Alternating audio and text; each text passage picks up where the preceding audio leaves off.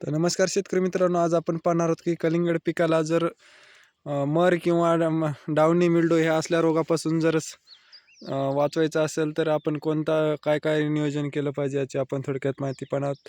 तर बघू शकता मित्रांनो, कसल्याही प्रकारचे आपल्या कलिंगड पिकावर आतापर्यंत मर किंवा डावणी मिल्डो, भोरी रोग कसल्याही प्रकारे आलेला नाही.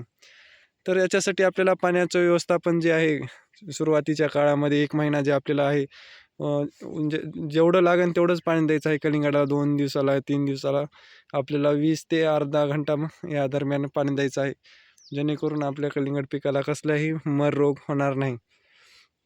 त्याच्यानंतर जे कलिंगड पिकाला मित्रांनो अटॅक असतो ते म्हणजे नाग अळीचा. ज्याच्यासाठी आपल्याला घ्यायचं आहे दमन 47 किंवा बेनिविया, याच्यापैकी आपल्याला कोणताही फवारणी केली तरी चालतं. तर मित्रांनो, व्हिडिओ जर आवडला असेल तर लाईक करा, शेअर करा.